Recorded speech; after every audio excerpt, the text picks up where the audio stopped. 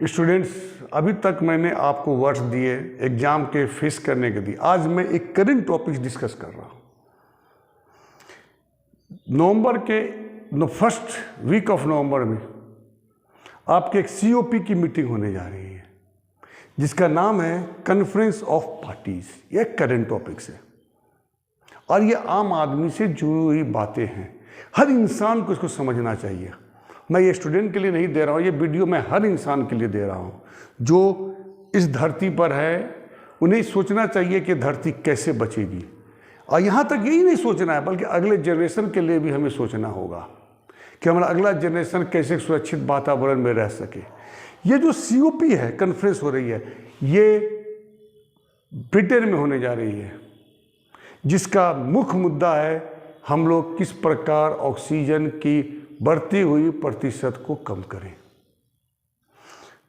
प्रश्न ये उत्पन्न होता है कि आज जिस प्रकार से हम अपनी दुनिया में जी रहे हैं, हम जिस प्रकार से हम उत्पादन फैक्ट्रियों में उत्पादन कर रहे हैं, गाड़ियों का यूज कर रहे हैं, हम पर्यावरण में कार्बन डाइऑक्साइड की मात्रा बढ़ाते जा रहे हैं, जो हमारे लिए आने वाले दिनों में बहुत ही खतरनाक साबित हो रही है, जिसे हम लोग ग्रीन हाउस गैस भी कहते हैं।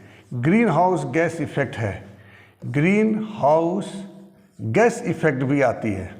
आपको समझना होगा कि आखिर में ऑक्सीजन, वातावरण में ऑक्सीजन, कार्बन डाइऑक्साइड की जो मात्रा है वो 0.03% ही है, और ये कहा जा रहा है कि अगर इसमें 3%, इसके 3% अगर बढ़ जाते हैं तो भारत दुनिया की कई सारी समुद्र के निचले इलाके में बसे देश समाप्त हो जाएंगे, यहाँ तक कि भारत का बम्बई भी।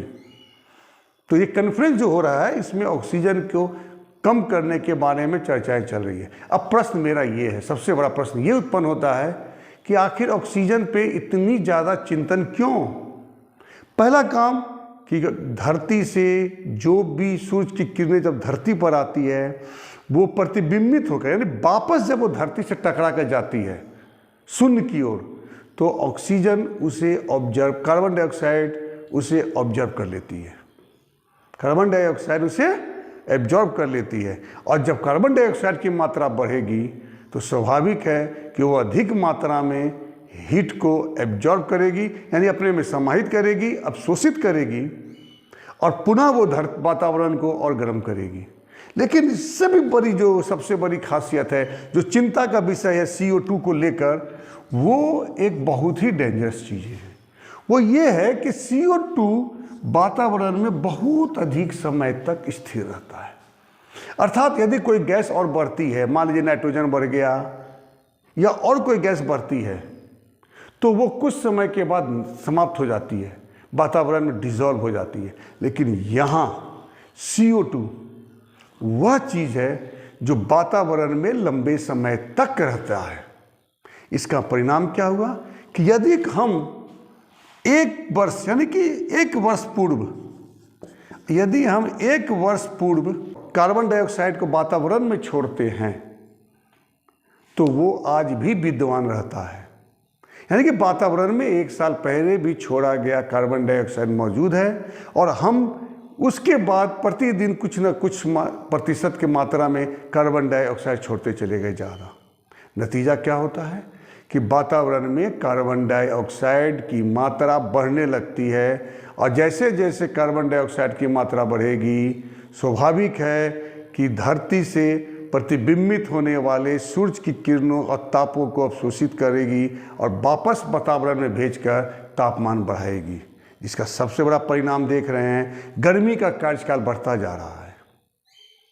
दूसरा, बारिश देखिए कितनी खराब हो रही है। कभी चेरापूंजी में बारिश होने चाहिए थी ज़्यादा, अब ज़्यादातर बारिश पूर्वोत्तर भारत के बजाय पश्चिम भारत की ओर होने लग गई है। अब देखिए गुजरात को लीजिए, राजस्थान को ले लीजिए, और यदि इस तरह से तापमान बढ़ता रहा तो गेहूं की फसल पर बहुत बुरा असर पड़ेगा, और भारत की बहुत बड़ी आबादी अनाज से वंचित रहेगी, क्योंकि जमीन बंजर हो जाएंगे, पानी की दिक्कतें होने लगेगी।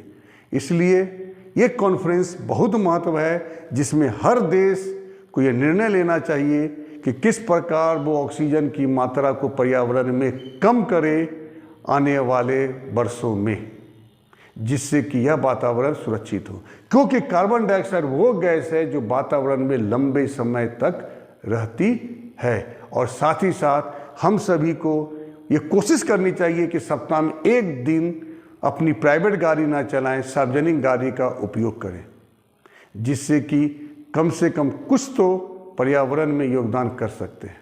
धन्यवाद।